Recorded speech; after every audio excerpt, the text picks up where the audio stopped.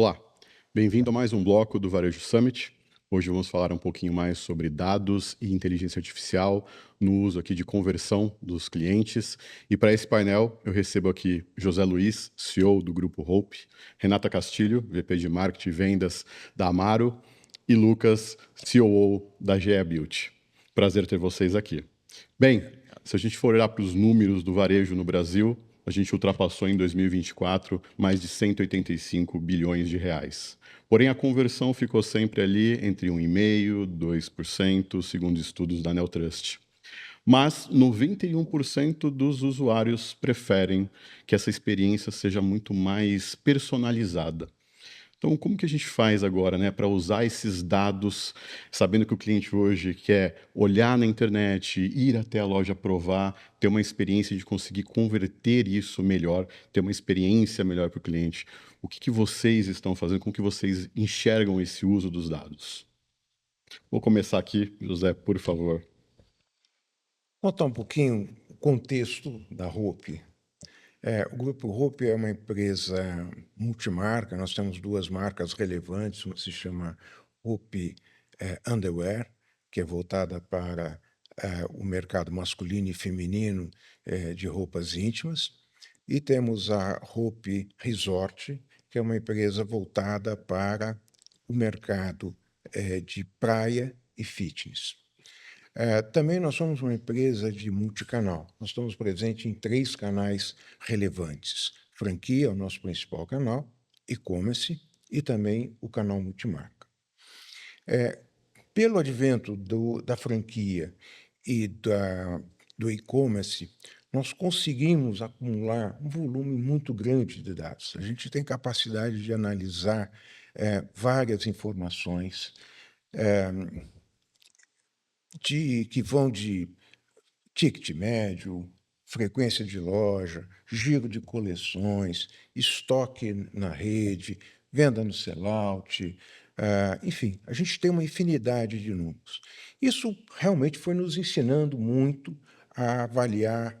E, recentemente, nós fizemos um trabalho muito interessante internamente, que nós passamos a criar um grupo de trabalho em que nós nos reunimos periodicamente, na verdade, nos reunimos toda segunda-feira, por 2 horas, e nesse dia a gente discute, junto com minha equipe de franquia, minha equipe de e-commerce, minha equipe de varejo, minha equipe de multimarcas, minha equipe de marketing, pessoal do e-commerce, a gente discute muito o desempenho dos dados, os dados que a gente tem Que à mão. legal. E o que significa que a gente não só olha para os números, mas também a gente especula. Claro. Não é? E a partir do momento que a gente especula, a gente cria algumas teses e a gente faz alguns testes. Com isso, eu diria, as informações diversas, não são, são diversas informações, são diferentes cenários que a gente recolhe diariamente, e que a gente busca nesse momento trazer e discutir, a gente cria hipóteses que a gente tenta testar, sempre com a expectativa de fazer com que os nossos franqueados tenham melhor desempenho no sellout. Cara, muito legal, muito legal. E assim, eu digo, bom, a Amaro, uma empresa nativa digital que veio para o mercado com essa proposta, né, de oferecer, dentro do varejo de moda feminino, uma moda mais descomplicada, com eficiente, e a gente está falando de um projeto que aconteceu há mais de 10 anos, né, quando isso não era comum, quando isso não acontecia no varejo. Então, esse tipo de comportamento, ele acabou sendo natural dentro da Amaro, né? A Amaro é uma empresa que já nasceu com os dados mais estruturados, dada a dinâmica do digital. A gente não teve que ir do físico para o digital, o que é muito mais complexo, né? Porque aí você tem um monte de informação que você não consegue trazer para dentro e que você não consegue cruzar. A gente nasceu no digital, então quando a gente foi para o físico, a gente já incorporou isso. E eu acho que essa é a maior dificuldade e o maior desafio e a maior oportunidade quando a gente fala em termos de personalização e de integração. É você conseguir realmente separar o ruído do dado, né? Separar o que não é relevante, minerar o dado para você encontrar o que é relevante. E eu gostei da estratégia, achei bacana você juntar diferentes perspectivas, porque você está trazendo uma visão de multimarcas, que tem uma visão de um mercado que é diferente do que você está atuando com o franqueado, que é o direto no cliente final, e o e-commerce, que é outro comportamento digital. Então, quando você junta essas perspectivas diferentes e olha para uma informação e fala, cara, o que que isso pode nos dizer? As hipóteses, elas são diversas, e o digital, ele traz essa flexibilidade, essa facilidade de você colocar em prática, testar e extrair informações, né? Sim, e como eu te disse, é muito interessante porque a gente vê que determinadas ações funcionam super bem no mundo digital, mas Exato. não Não funciona no necessariamente físico, isso é funcionam legal. bem nas nossas lojas físicas. E aí a gente Perfeito. começa a entender o cliente, né? Pois é, Porque pois é. o ponto que eu ia trazer, né, em resposta à pergunta, que eu me estendi aqui falando porque eu gostei do modelo, mas é justamente como a gente consegue pegar essas informações de tipo, cara, o cliente abandonou o carrinho, tá, ok, mas o que que isso quer dizer? Como que você transforma isso em um evento, em um momento do cliente, uma intenção? O que que ele quer com isso? Qual foi a pesquisa que ele fez para chegar até aquele carrinho? Então, sei lá, no meu caso, o cliente entrou na Mário e navegou, ele buscou calça e começou a navegar e chegou num lugar e adicionou no carrinho, ou ele buscou calça flare marrom. Calça flare marrom indica uma intencionalidade tão grande, né, que ele tem muito mais certeza do que ele quer. Já existe uma proposta por trás daquela compra. Então, você conseguir entender a intenção do cliente, e aí, óbvio, você precisa de muito mais informação do que simplesmente uma ação de adicionar o carrinho, de favoritar um produto, de fazer uma busca. Você cruzar todos esses dados para você conseguir tentar formular hipóteses do que o cliente estava buscando fazer, ou que a maior parte de clientes que fazem aquele comportamento querem com aquilo, te ajuda a ser mais assertivo na solução. Então, acho que para mim é isso, né? Você conseguir tratar esses dados, tirar o ruído e chegar de fato na intenção do cliente. Quando você consegue chegar nesse momento, você consegue trazer soluções muito mais efetivas para melhorar a conversão. Legal, acho que o Zé comentou essa reunião, esse alinhamento, eu acho que isso é muito até direcionado àquelas empresas que têm, de fato, né, aquela orientação a dados, né? Não basta mais até ter aquela ideia, né? Então, podemos até ter ideias e prová-las com dados e comprovar, ver que estamos na direção certa, né? Mas, Lucas, até uma pergunta para você, né? Acho que a GE Beauty é digital first, acho que semelhante Perfeito. com a Amaro também, que tem esse Sim. mundo, né, do e-commerce, já esses dados mais até, de certa forma, facilitados. Como que é para vocês, né? Os dados estão sempre ali guiando vocês. Como que vocês conduzem essa operação? Perfeito. Eu acho que os dados estiveram presentes desde a fundação da marca, na verdade, né? E por a Camila, fundadora da marca, ser do digital, né, ter se criado e nascido no digital, facilitou muito essa troca de informações. E quando a gente fala de dados, a gente pensa muito em dados quantitativos, mas não necessariamente só os quantitativos são importantes, né? Então, quando a marca foi criada, foi a partir de uma conversa com as seguidoras da Camila e Muito legal. a gente começou a entender o que que faltava no mercado de hair care, o que que as consumidoras brasileiras precisavam e queriam e não estavam sendo atendidas. E isso delineou a construção da marca, desde como foi criado o produto, né, como foi concebida a primeira linha, quais foram as primeiras dores a serem atendidas, e isso permeia o negócio até hoje o tempo todo. A gente tem esse desafio de usar esses dados a nosso favor, e diferente do Zé, que tem ali uma equipe para cada canal, a gente tem uma equipe talvez de 3, 4 pessoas que discutem também periodicamente esses desafios, e acho que um outro desafio grande também é a disciplina para coletar esses dados. Então, nós três aqui somos marcas que temos canal online e canal físico. No canal online é muito mais fácil você traquear, você vê o carrinho Isso. abandonado, você vê qual página a pessoa visitou, mas na loja física nem sempre isso é possível, até mesmo quando a consumidora conclui a compra. A gente tem um desafio grande e hoje, inclusive, a gente faz incentivos para o time para garantir que a venda feita no ponto físico seja uma venda em que todos os dados são coletados, porque o meu sistema já é sincronizado e, consequentemente, eu consigo medir se uma consumidora que comprou primeiro no ponto físico, ela foi para o online, se fez o caminho inverso e assim por diante. Então, é muito importante ter esse cruzamento de dados e acho que esses dados falando do quantitativo, começam a mostrar para a gente também o quanto que essa consumidora está propensa a comprar de novo ou não. Então, uma análise que a gente olha bastante ali é o primeiro ponto de contato, qual foi a primeira vez que a pessoa comprou, né? E aí tem um jargão no mercado online que é dos caçadores de desconto. E quando você vai olhar o cohort dos clientes que compraram a primeira vez no mês do consumidor ou na Black Friday, são clientes que normalmente não voltam a comprar, a não ser em uma outra promoção. Então, a nossa marca, que é uma marca de recorrência, que idealmente a consumidora compraria 2, 3, 4 vezes ao ano no mínimo, a gente evita fazer descontos muito agressivos na Black Friday porque é um período em que ela se estoca com produto muito descontado e depois não volta a comprar. Então, isso é um dado que a gente extraiu, olhou e falou, cara, é melhor a gente segurar um pouco aqui na Black Friday e deixar essa consumidora comprar a marca não pelo desconto, mas por conhecer, por entender e tudo mais. E acho que o outro lado disso também, invertendo, que é um desafio ainda para o e-commerce, a Hope nasceu no físico, que é um canal que é muito mais rico em contato entre vendedor e consumidor. E, consequentemente, você consegue fazer a anamnese da consumidora, entender o que ela tem de aspiração, o que ela tem de necessidade ali. E no e-commerce isso acaba sendo um pouco mais difícil porque é uma venda autônoma. E aí uma forma que a gente tem feito para trabalhar isso é trazer essa consumidora e fazer uma anamnese online com ela também através de quiz e tudo mais. Mas acho que o ponto aqui é entender esses dados, colocar eles dentro desse ecossistema e trabalhar réguas de relacionamento com frequência, né? A gente usa muito também a matriz RFM lá para poder trabalhar, entender qual é o momento daquela consumidora na nossa régua e a partir disso ir reativando ela e enriquecendo essa régua também. Pode fazer uma pergunta? Claro.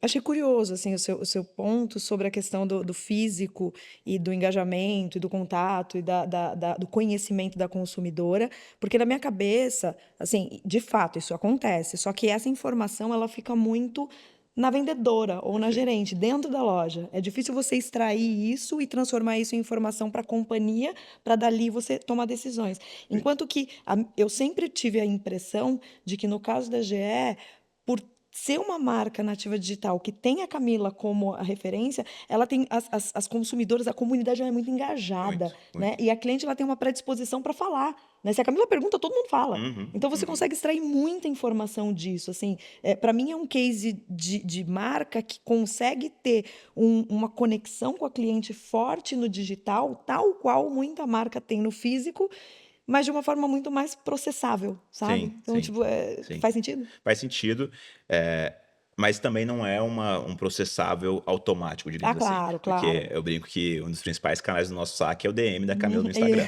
Ela recebe muita eu não mensagem tenho direta dúvida. e assim, ela está muito dentro da operação hoje ela troca muito com a gente sobre isso e a gente recebe muito feedback em cima disso também. Mas de fato, acho que por a marca ter nascido no digital, tem esse contato de feedback no online, mas quando eu falo do desafio do online versus o físico, acho que é um desafio muito peculiar nosso, porque a Hope com moda íntima, a Amaro com moda, que você Feminina. estava até falando de moda feminina, workwear e tudo mais, é um produto que a consumidora já sabe consumir. E aí, quando a gente olha para a nossa linha, a GE Beauty traz uma disrupção na forma de usar produto para cabelo. Em vez de você ter uma linha super extensa com 10, 15 shampoos, um para cada tipo de cabelo, um para quem faz tintura, um para quem tem cabelos loiros, etc., a gente tem uma linha customizável e, eventualmente, a consumidora no site ela não consegue entender tão claramente o que aquele produto pode ser para ela. Tem que educar, Tem né? que educar ela. E aí, uma provocação que eu faço muito para o time, fiz inclusive para o nosso parceiro de e-commerce, foi: vai até o nosso ponto físico, vê como que a nossa consultora explica o produto e me ajuda a replicar isso no ambiente online. Claro. Porque é um desafio gigantesco. Porque, de novo, né, ela está ali sozinha e ela não sabe exatamente onde ir. Então, a navegação tem que estar muito clara. A Camila, inclusive, usa uma analogia que eu acho que é super sagaz, que é: o e-commerce tem que ser uma casa que a pessoa chega sozinha, um Airbnb. Então ela vai na cozinha, abre a primeira gaveta, ela tem que saber que ele tem talher. Na segunda gaveta tem um pano de prato, no armário, em cima da pia vai ter uma panela e assim por diante. O e-commerce tem muito disso, né? Então acho que esse desafio é grande e aí os dados conseguem fazer esse caminho um pouco mais claro também. Claro. Tem um ponto que eu vejo, pelo menos da GE Beauty, que é a questão ali dos boosters, né? Acho que a criação desses kits, desses produtos ali, e isso fala muito de uma questão da personalização. Perfeito. Né? Eu não quero mais agora chegar e olhar aquilo, né, de forma aleatória, eu quero olhar um pouquinho mais que se enquadre com o meu perfil, mas a gente já fala também da hiperpersonalização. né? Então não é muito assim o que você compra que pode servir para mim, mas realmente pelo meu comportamento, meu consumo, o que realmente eu quero. Uhum. Como que funciona isso para vocês e principalmente aqui, né, quando a gente fala também da loja física, né? Essa junção desses dados, desses dois mundos, como que a gente entende de fato o que esse cliente quer para poder sugerir e como que é esse processo para vocês no dia a dia, né? Tanto no e-commerce quanto na loja física e até entendendo, né? Poxa, isso ajuda em questão da confecção dos produtos, né? De novas coleções, o que que a gente está buscando e atrás. Conta pra gente um pouquinho, acho que começar aqui, Lucas, contigo e a gente vai passando aqui. Perfeito.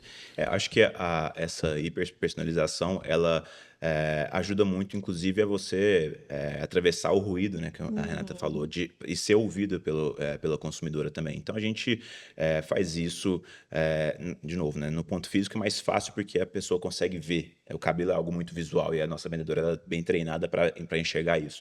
Mas quando a gente está falando do online, e principalmente das ativações que a gente faz diretamente para a consumidora, né? A gente procurando a consumidora, a gente tenta usar muito de como foi a jornada dela com a gente até aqui para que a mensagem passe por esse ruído e seja uma mensagem de fato para ela. Então, de novo, falando da matriz de recência, frequência e valor monetário. Então, a gente olha muito para isso e aí personaliza uma mensagem de WhatsApp, personaliza um e-mail marketing, de forma que ela veja aquele e-mail e não seja um e-mail que ela acha que é genérico para todo mundo. Eu dou um exemplo agora do mês de setembro. A gente está fazendo 5 anos de marca e a gente tem uma base de clientes. A gente estava até falando disso mais cedo, né, Renata? Dos clientes que compraram um dia, mas não voltaram a comprar e precisam ser reativados. Então, essas clientes receberam um e-mail diferente e uma condição só para elas, naquele momento, para elas poderem voltar a conhecer a marca. E, obviamente, também as clientes fiéis da marca recebem uma outra condição. E aí, não só a condição em si é personalizada, mas também a forma como você fala com ela. Então, a gente consegue trabalhar isso e a gente usa muito o time de lojas, por ser ainda um time enxuto, de 5 operações e todo próprio, para ter esse contato também. Então, o time hoje aciona as clientes via WhatsApp, com uma mensagem personalizada que já sai direto da nossa central, digamos assim, e aí, com isso, você vai vencendo o ruído. Acho que talvez esse seja um dos principais pontos. Assim, a personalização ajuda a vencer o ruído, e aí, só para fechar o ponto que a Renata perguntou da comunidade, a comunidade nos traz muita informação para produzir novos lançamentos, para aumentar o nosso portfólio. Então, isso ainda é mais empírico, os dados ainda são muito desestruturados, a gente não consegue, de certa forma, planilhar tudo isso de uma forma muito clara, mas é muito uma troca, e aí isso vai até o momento em que a gente lança o produto, porque a iteração acontece em cada etapa, né? Desde o primeiro teste, refinamento de fórmula, fragrância e assim por diante. Eu acho muito louco, porque o Lucas até comentou na fala dele, né, que é difícil você reproduzir as análises e as informações que você tem no e-commerce, na loja, por conta da dificuldade de traquear a jornada. Apesar de hoje existirem algumas ferramentas que viabilizam isso, depois a gente conversa, tem umas coisas legais acontecendo. Mas nessa parte da personalização, o desafio ele é o contrário, né? Porque a personalização nada mais é do que o trabalho de um bom vendedor. O que o vendedor faz? Ele conversa alguns minutos com a cliente, ele já consegue sacar o que é importante para ela, e aí ele vai e começa a fazer recomendações assertivas para aquele perfil de cliente. Então, na prática, quando a gente fala de personalização, a gente está querendo fazer o trabalho de um bom vendedor, né? A recomendação, ela só vai ser eficiente, não adianta você mostrar um monte, você tem que reduzir a jornada, você tem que reduzir o número de opções, na verdade. Eu tenho um portfólio de, sei lá, 300 produtos, eu tenho que mostrar os 5. A decisão da cliente tem que ficar num número pequeno de opções, porque ela tem uma necessidade e tem poucas ali que ajudam ela a converter. Então, eu acho que assim, esse é o maior desafio, né? Como que você conecta o melhor dos dois mundos e traz para dentro da experiência. E eu acho que os dois.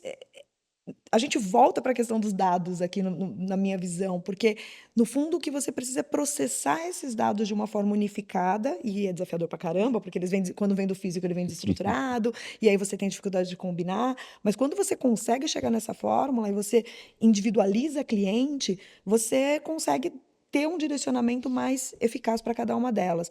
Exemplo, no caso da Maro, a gente tem uma dificuldade gigante de fazer a cliente se identificar em loja. Né? Porque a cliente ela chega, ela compra. Né? Antigamente, na loja da Mara, era obrigatório que a cliente fizesse o login no perfil dela para ela realizar uma compra. E a gente mudou esse modelo justamente pelo número de clientes que falavam: eu não quero me identificar, eu não tenho cadastro, eu não quero fazer cadastro, eu só vim aqui comprar uma blusa.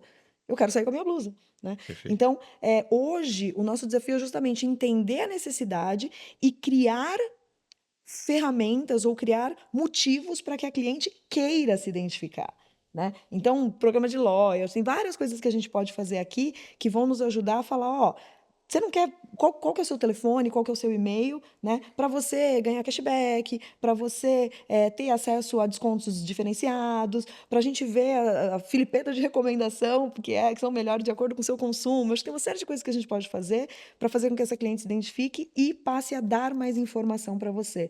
Acho que o ambiente de loja ele tem esse desafio que reverbera um pouco do que a gente já coleta no e-commerce, e a partir do momento que você consegue juntar isso, aí eu falo, putz, essa cliente ela foi na loja, ela viu o produto, não comprou, e depois ela entrou no site e comprou. Olha que legal, eu consegui traquear essa jornada, né? Isso me permite mandar um e-mail para essa cliente com o que de fato ela gosta. Ó, eu vou fazer um segmento com as clientes que compram na minha loja do Vila Olímpia. Então, assim, eu vou fazer uma oferta no Shopping Vila Olímpia e vou mandar um WhatsApp só para aquele grupo de clientes, né? Então, acho que nesse sentido a personalização ela é eficiente em prol da conversão. Muito bom. Meu mundo é um pouco diferente. Nós temos 320 unidades franqueadas. Então, um dos temas fundamentais que nós temos é treinar a equipe, Uhum, né? Treinar a equipe é mandatório, com certeza. em duas vertentes, né? Primeira, que eu sempre insisto, quando eu tenho a oportunidade de conversar com a equipe de vendas dos nossos franqueados, que são nossa equipe de venda, é o acolhimento, Uhum, né? Acolhimento, o entendimento da necessidade, né? Mesmo naquela cliente que está ali só olhando, uhum. né? Que é típico, né? Você chegar na loja, você só está olhando, né? Eu acho Eu que... faço isso. Oi? Eu faço isso. Então, para mim é fundamental esse lado do acolhimento. Isso, despertar a sensibilidade, do nosso time de venda para que faça isso é fundamental. Uhum. O segundo, naturalmente, é treinamento técnico, as habilidades Conhecer o técnicas, produto. entender a aplicação dos produtos, o momento de oferecer o produto. Quando a gente vai para resort, por exemplo, a gama de produtos não é nem tão grande, mas a especificidade de Uhum. uso é muito É maior. maior, né? Mas também no underwear também tem isso, né? Então, ensinar essas questões técnicas de aplicação, de uso, de oferta, de cativar o cliente entendendo a necessidade dele e oferecendo, é muito grande para o nosso dia a dia. No e-commerce também, né? No mundo digital também, mas eu acredito que no mundo digital é um pouco mais distante essa... Eu percebo isso um pouco mais distante, talvez pela magnitude da nossa operação física. Mas, por outro lado, você fez uma pergunta, da questão da personificação, né? Da personalização. Nós fizemos, recentemente, uma ação bastante interessante agora na semana, do cliente, né? E nós selecionamos um grupo, de clientes por loja, e esse, grupo de clientes por loja que a gente selecionou tinha justamente dados Uhum. que eram os clientes que tinham mais comprado num determinado período, que tinham uma certa recorrência, que tinham um certo vínculo com alguns, revendedoras nossas, e nós os convidamos para que viessem à loja, que a gente tinha lá uma um mimo e tudo mais. Isso Foi foi uma legal. experiência muito interessante. Obviamente, ela não é uma experiência, é muito mais para mostrar a gratidão da marca, né, com esses clientes que investem parte dos seus recursos Claro. significativamente nas nossas lojas, né. Então, não é uma grande operação de venda, nada disso, né, mas é a mensagem de que você é exclusivo, é a mensagem de que você é importante, a mensagem de que eu lembrei de você. E a gente só consegue fazer isso se a gente tiver algum dado, algum conjunto de Claro. informações que nos permita fazer esse tipo de filtro e propiciar esse tipo de experiência para para essas consumidoras e para nós, porque é sempre um aprendizado Claro. para nós mesmos. E elas foram para a loja? Foram, Foram. foi uma experiência Que legal. maravilhosa. Eu gosto desse tipo de ação e até falando como consumidora, né? Eu acho que posso falar como mulher consumidora e consumir todos os produtos que estão aqui sendo comercializados nessa mesa. E eu acho que assim, mesmo que as clientes não vão, né, para o evento, mesmo que elas não possam comparecer ali, o impacto da mensagem é muito positivo. Porque ela sabe, ela não foi, ela não se Fui furtou, mas ela lembrada. foi lembrada, ela sabe que aquela marca reconhece ela. Então, acho que isso é muito positivo. Acho que vale acompanhar agora o impacto de todas as clientes que foram submetidas à mensagem no longo prazo, não só as que foram no evento. Sim, E acho Né? na que gera até recorrência, né? uma certa dívida de gratidão, digamos assim, na cliente que É, não foi, porque, putz, me convidaram e eu não eu não fui, né? fui, mas eles gostam de mim, sabe Sim, aquela coisa, aquele sim, pertencimento, aquele reconhecimento. sim. Falando, reconhecer a cliente, vocês têm essa gratidão por ela estar comprando, mas ela também vai ter uma gratidão por estar sendo reconhecida. Isso é muito Com bacana. certeza. José, deixa eu fazer uma pergunta. Diga. Eu vivi muitos anos o outro lado da mesa de shopping, né, na BR Malls, e sei que a relação franqueador e franqueado, às vezes, ela tem ali desafios diferentes de ter os desafios de uma equipe própria. E a Renata falou muito sobre a questão de você ter muitas vezes a cliente resistente a fornecer dados e tudo mais. Como é que vocês enfrentam esse desafio de ter mais uma etapa, né, em que não necessariamente o franqueado vai ver com o mesmo valor que a marca vai ver, ter um cadastro enriquecido para a consumidora, para poder trabalhar aquilo? Como é que o franqueado vê valor nisso? Como é que você gera um valor para o franqueado a partir desses dados? Isso foi relevante, sim, no passado. Hoje eu já não vejo essa resistência do franqueado com relação à coleta dos dados. Eu acredito que aí CRM Bônus tem um mérito, porque realmente vocês Ajuda inventaram, muito. vocês criaram uma estratégia muito criativa de captura Perfeito. do dado, né? O CRM Bônus, né, é uma forma fantástica de você trocar, né, uma informação que as pessoas às vezes não têm à disposição de Uhum. dar, né, por um cashback, né? Sim. Então, isso foi uma estratégia muito criativa. Eu me lembro que, para mim, essa foi o A virada. divisor d'água nesse processo todo. A segunda que eu vejo, e aí estou falando da minha rede, né, ou das minhas redes, é que a gente leva com frequência os dados para os nossos franqueados. A gente tem reuniões periódicas com eles, nós temos um conselho muito bacana, muito ativo, muito atuante, e nós levamos com frequência os dados que a gente tem, que a gente obtém através dessas informações. Inclusive lojas que fazem, por exemplo, um baixo registro das suas vendas e que, portanto, geram pouco cashback. Uhum. Tá? Isso a gente faz. As nossas consultoras levam essas informações para os nossos franqueados também. Então, assim, esse processo, eu acho que ele já não é tão relevante quanto ele foi no passado. Acho que hoje todo mundo entendeu que há aí uma operação de ganha-ganha e tudo mais. Do lado da consumidora, sempre tem a resistência, né? Mas aí a gente tenta ser bastante econômico naquilo que a gente busca de informação, né? Eu acho que tem algumas informações que muitas vezes eu, como consumidor, vejo que as empresas tentam entrar, que querem saber a data do nascimento. Eu acho que tem algumas coisas que você precisa Precisa, né? filtrar, né? Qual é o desejo? Para que você quer essas informações, né? Em que momentos você quer utilizar? E aí você sabe ter uma estratégia adequada e, mais que isso, o que é de fato muito importante, né? De fato, quais são os temas, as informações relevantes que eu preciso ter para depois estabelecer uma conexão com esse consumidor no futuro? Então, assim, acho que esse assunto, pelo menos na minha perspectiva, já caiu bastante de importância da agenda das relações do franqueador com os franqueados. Perfeito. Eu acho legal esse comentário do Zé, porque tem outras empresas que eu já trabalhei, com o olhar quando a gente fala da necessidade do dado, eu falo, poxa, eu quero o dado correto, o dado bonitinho, né?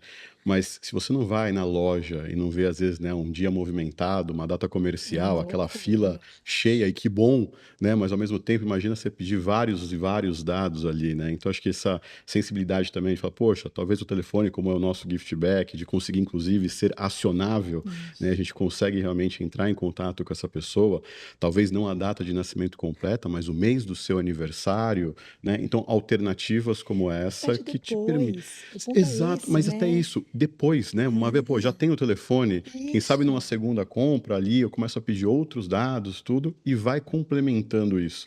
Então, acho que isso é legal. E daí, Renata, até um ponto que você comentou, assim, dessa jornada, né? A gente tem muito aquela questão da recorrência. Poxa, isso é importante. Como que a gente faz esse cliente, de fato, retornar aqui? E a cada vez que eu consigo entender mais ele, saber o perfil, o que ele gosta, como que eu aciono ele dessa forma, né? E o Lucas também comentou, né, o caçador de desconto ali, alguma coisa assim. Poxa, como que vocês atuam nessa etapa de, né, garantir que não seja só aquela primeira compra, né, mas que tenha uma recorrência, que esse cliente consiga, né, voltar. Acho que o Zé falou muito desse tratamento com o cliente, de estar próximo, entender ele, mas como que é essa estratégia no dia a dia, usando dados, né, para que esse cliente não seja só uma passada só, né, mas que ele continue ali fiel à marca, né? Por favor.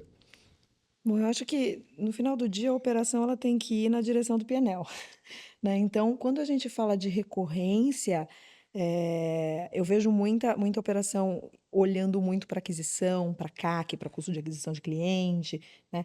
E no final do dia o CAC ele é uma métrica variável, né? O meu CAC ele pode ser muito mais elástico do que o CAC do Zé ou do Lu, porque a depender do ticket médio do produto que você está vendendo, né?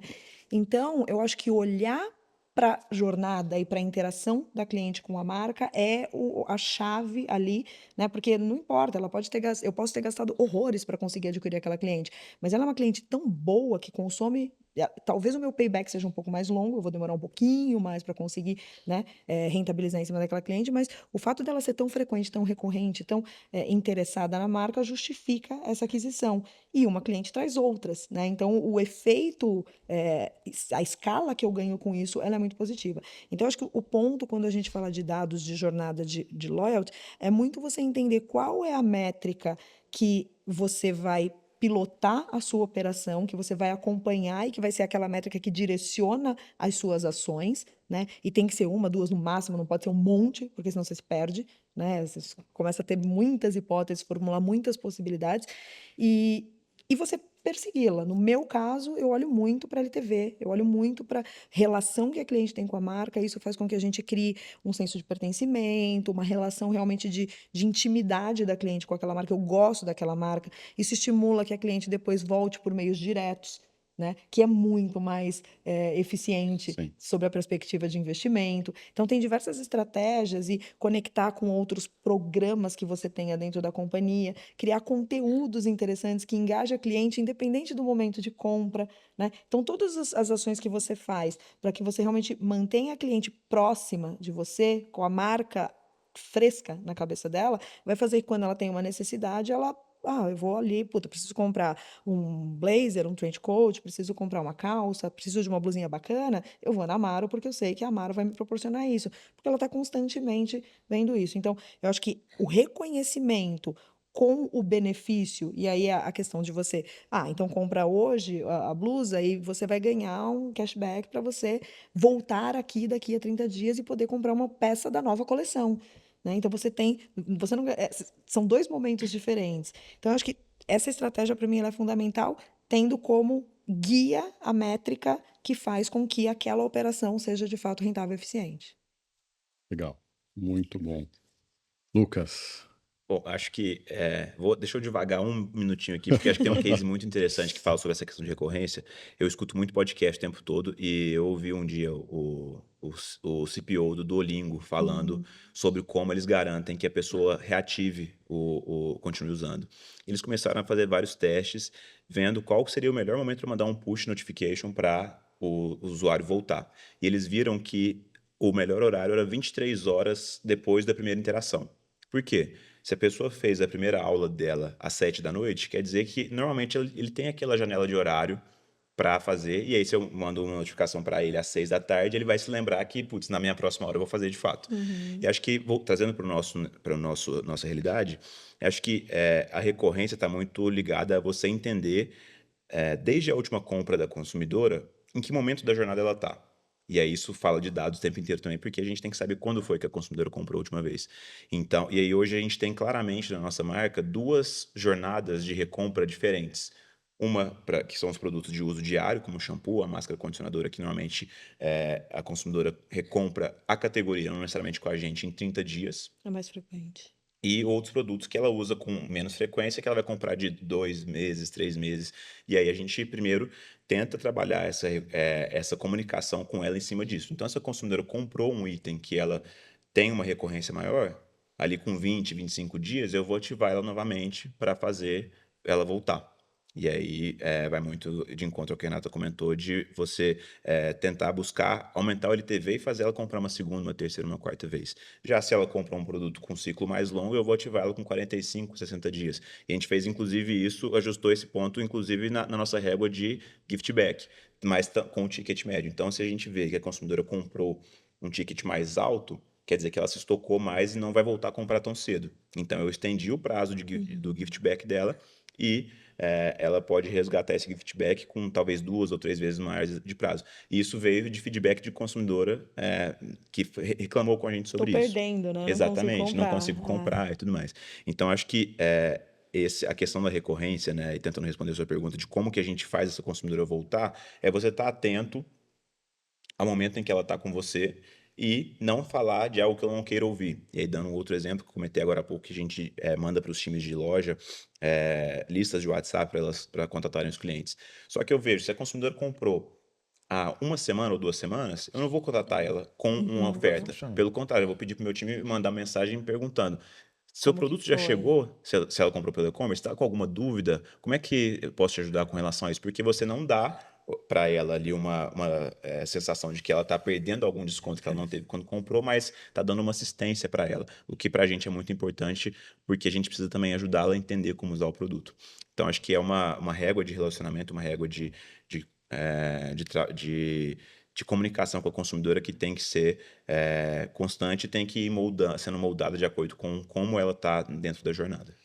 É muito louco, porque no nosso caso, no meio do José, a gente consegue fazer um estímulo de compra pelo impulso, né? Eu consigo gerar um gatilho de escassez, consigo gerar um gatilho de consumo rápido aqui, um Perfeito. neuroconsumo, para você que tem uma venda mais encaixadinha, uma venda. Você não consegue Sim. falar, se você ainda está com o seu produto aqui, compra outro. Não vou comprar. Exato. Né? Então são universos e realidades distintas. Talvez caiba mais uma saia no guarda-roupa, mas talvez não caiba mais um shampoo no Se box você dela, comprou a né? saia ontem, amanhã eu consigo tentar Sim, incentivar ela a comprar uma blusa para sim, combinar com perfeito, aquela saia, perfeito. Mas o sabe? Lucas tem um desafio interessante que é, né? Poxa, legal, eu tenho um produto aqui, quanto tempo dura Uhum, Sim. para você ofertar quando estiver acabando, né? E daí o uso dos dados é importante. Você fala assim, sim, poxa, peraí, eu sei que provavelmente está acabando, deixa eu já recomendar um próximo, sim, né? Então tem perfeito. um desafio legal Tem, também nesse tem, uso de dados, E né? aí, o Zé até falou sobre levantar hipóteses em cima dos dados, né? A gente tem dados de mercado que mostram que, por exemplo, a consumidora brasileira tem, em média, 4 marcas de shampoo dentro do box.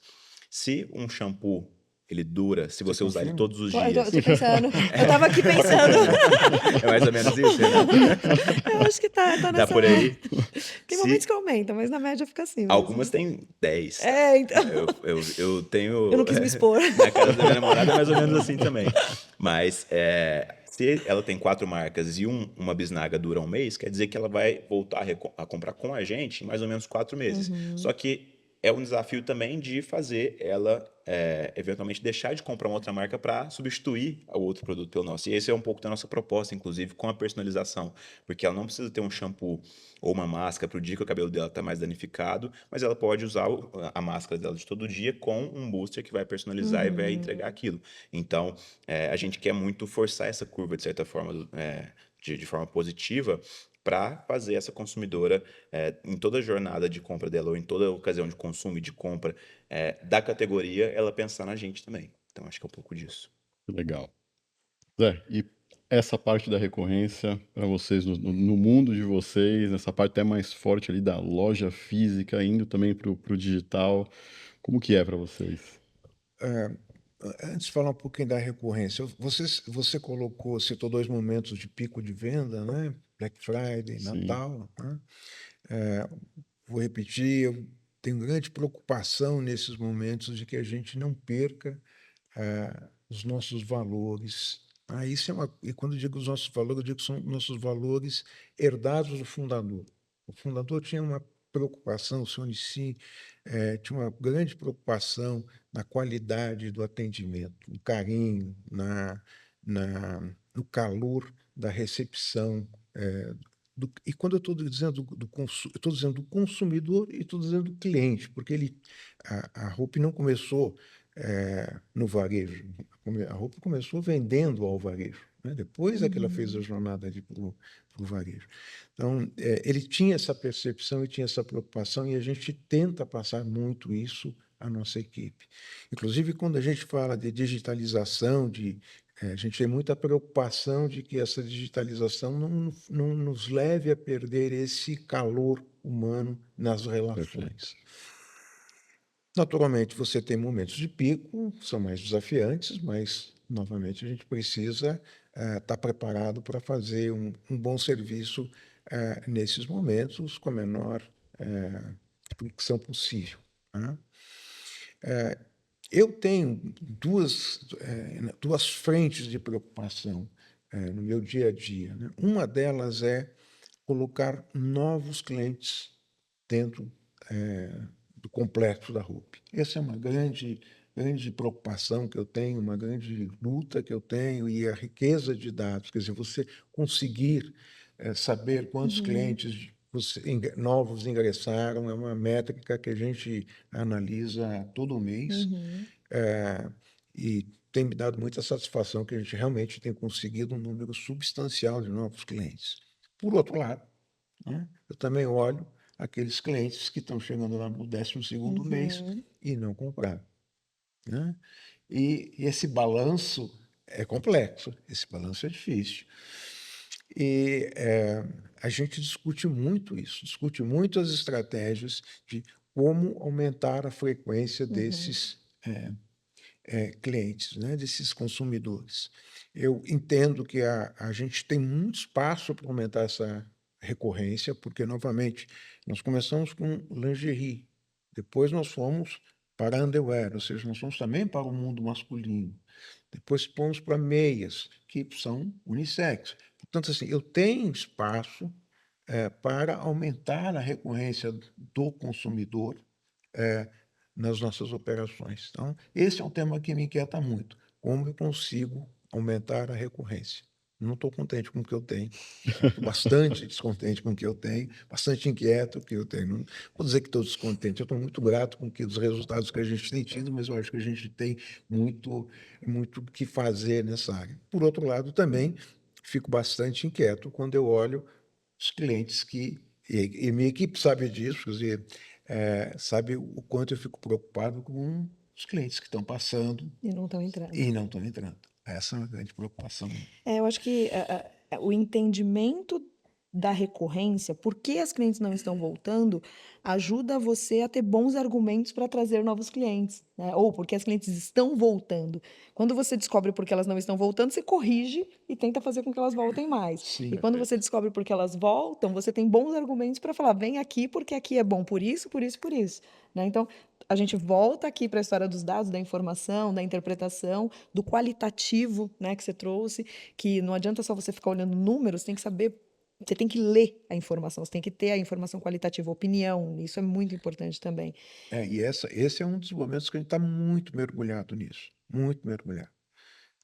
Esse é por isso que eu digo, a minha equipe sabe disso e está toda ela focada nesse tema, em entender, em garimpar, melhorar a qualidade das informações que a gente tem, para poder extrair algumas hipóteses para que a gente possa começar a exercitar com elas e ver que resultado a gente vai Isso obter é delas. importante.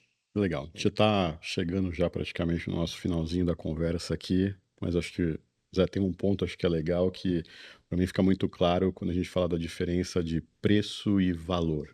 né? E eu acho que a tua preocupação do Grupo Hope também é muito esse valor que presta ali para o cliente.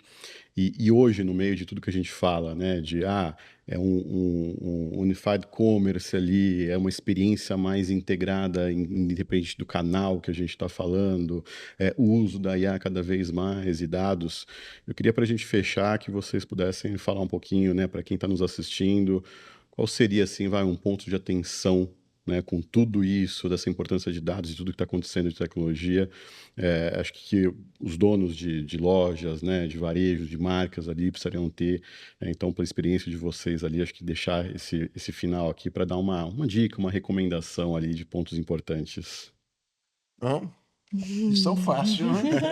Para terminar bem, Bom, o mundo está em constante mutação, né? Meio óbvio, mas enfim, o mundo está em constante mutação. Eu acho que a gente está enfrentando um momento de uma fronteira, né? Muito grande, né? Eu não consigo descrever o que vem pela frente, né? Mas eu sei que vem, com certeza. As coisas estão mudando né? mais rápido, né? Hein? A velocidade da Muito, mudança está muito, muito rápida. na verdade, eu não sei com que profundidade ela virá, É. né? Eu olho para algumas questões, e vejo, bom, como é que vai ser a loja, né? Então, acho que a loja vai continuar sendo uma loja, né? Mas ela vai assumir outros papéis, né? Sem dúvida. Acho que ela vai ser um centro de experimentação, como ela deveria ser, né? Acho que isso a gente não tem dúvida. Acho que vai ser um centro de compartilhamento de ideias, de encontro, né? De pessoas, especialmente, por exemplo, em produtos como o resort, que tem muito as pessoas ligadas às suas tribos, né? O pessoal do yoga, o pessoal da corrida. Essas lojas serão um grande centro de conexão dessas tribos, dessas pessoas que são aficionadas por isso, né? E também um hub de distribuição, né? Afinal, a gente quer comprar e quer receber ontem, né? A gente não quer mais receber daqui a 4 dias, 5 dias, a gente quer receber Com ontem. 320 lojas fica muito mais fácil você Exato. pulverizar e atingir todo mundo, Então, né? Mais assim, eu rápido. vejo que tem aí mudanças. Do outro lado, dos agentes que estão nas lojas, da nossa equipe, dos vendedores, eu também acho que elas cada vez mais deverão ser menos vendedoras. Eu acho que elas serão mais consultoras, Consultoras. né? Essa impressão que eu tenho, né?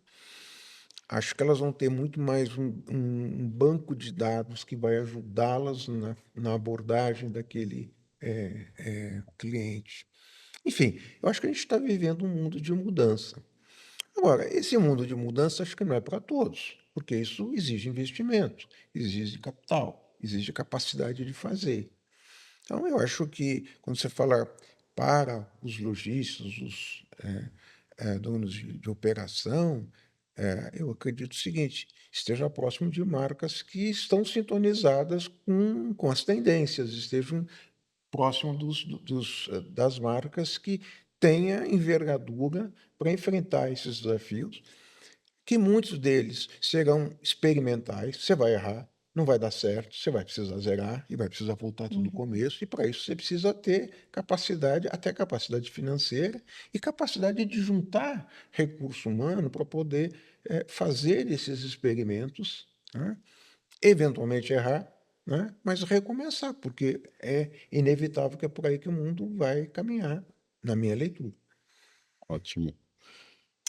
Eu acho que, assim, aí é uma realidade. Independente do caso de uso, ela já não é mais um futuro, né? Ela está aí, estamos usando de diversas formas, seja para usos mais básicos. Eu falo assim, todo mundo fala muito de. Gente, a gente já usa a inteligência artificial ou desde muitos anos, quando os algoritmos otimizavam campanha. Né? Então, desde lá de trás, Google já vem com essa dinâmica e, no fundo, a gente só está evoluindo e aperfeiçoando cada vez mais a tecnologia. Por isso eu digo que a velocidade ela é muito rápida, né? Isso que... Agora, eu acho que o principal ponto, né, e que eu me preocupo muito é a gente não perder o olhar do cliente, né? Porque, no fundo, E desde a pandemia que mostrou isso pra gente, que fez com que as pessoas se digitalizassem muito mais, tivessem muito mais experiências online. Era, Bom era muito ponto. físico antes, né? O físico ele era muito. Muito forte. A partir da pandemia, a gente trouxe muita gente para a experiência digital.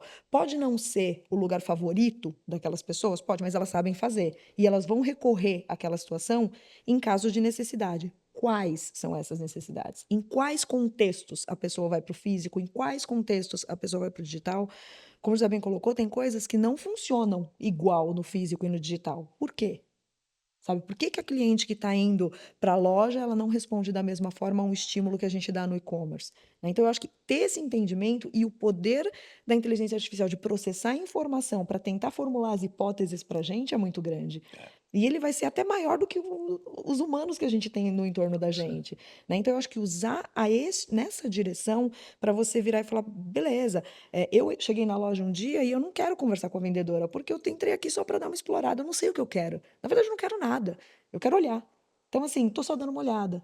Agora tem dia que eu vou chegar e vou falar assim: olha, eu quero a peça X, azul, com tamanho tal, para a situação tal, né? Então, o cliente ele tem momentos, né? E eu acho que capturar isso, conhecer isso, para que você consiga atender em cada ponto de contato, de acordo com a necessidade que o cliente manifesta para você, segredo do sucesso, a pergunta de US$ 1 milhão, né? Mas eu acho que cada vez mais a gente tem mais recursos que nos ajudam a encontrar esse caminho ou a trilhar esse caminho, né? Então, eu acho que a inteligência artificial ela vem, tá todo mundo pensando em diversos usos para ela. Eu acho que o risco é quando a gente setoriza ou quando a gente usa de forma clusterizada. Eu vou usar para esse fim, eu vou usar para aquele fim, para aquele fim. Eu acho que a gente tem que olhar isso numa perspectiva mais ampla, né? Ou quando a gente perde a visão de que o cliente tem de estar no centro, É né? isso, colocar o cliente lá e falar, tudo começa aqui e tudo tem que terminar aqui. Como que você faz esse círculo fechar? E eu acho que ela nos ajuda a olhar para lugares que sozinhos nós não conseguiríamos. Eu acho que tem um pouco de fumaça ainda em torno da IA, no sentido do que ela de fato pode entregar, o que é hype, né? E eu ouvi uma frase outro dia também no podcast que assim, você não deveria ter uma estratégia de IA, mas sim incluir a IA na sua estratégia, né? Exatamente. Então a Hope não vai criar um agente de IA que não sirva o propósito que é entregar uma moda íntima de qualidade para a consumidora. Então acho que tem um trabalho muito a ser feito dentro de casa, para processos, para automações, mas pensando sempre em liberar o time para olhar para o mais estratégico. E aí, dou um exemplo que a gente está fazendo dentro de casa agora, que é geração de conteúdo. Tem muita coisa que pode ser otimizada com IA para geração de conteúdo. E aí a ideia é que, sem eu precisar crescer meu time de forma proporcional, eu consiga gerar mais conteúdo, só que deixando o time humano focado no que é mais estratégico e no que vai de fato gerar mais valor, e onde a IA não pode atuar.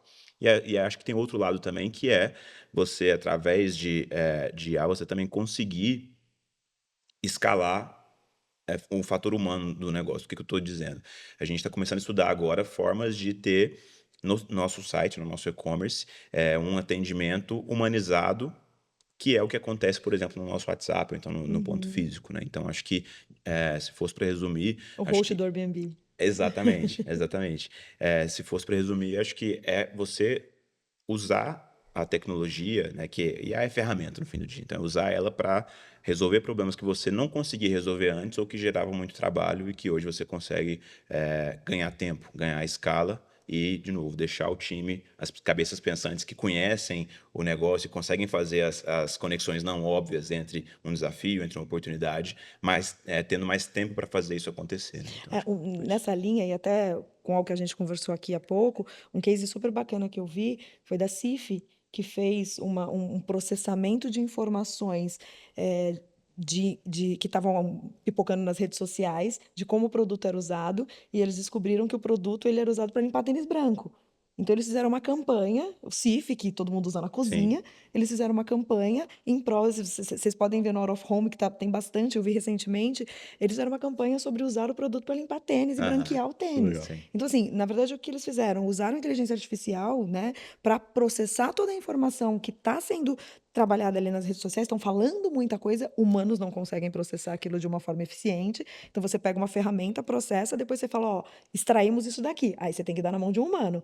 E aí o Perfeito. humano vai É trabalhar isso. aquilo. É muito Muito legal. É legal. muito legal. Exato. Tem alguns cases nesse sentido, você falou, né, do inbox da Camila. Eu acho que nesse sentido tem muita coisa que dá para ser extraída dos canais sociais, porque é muito rápido, né? E a gente não consegue, de forma humana, escalar o consumo daquela informação. Sim. Então, nessa direção, eu acho a IA sensacional, assim, e ajuda muito o nosso trabalho.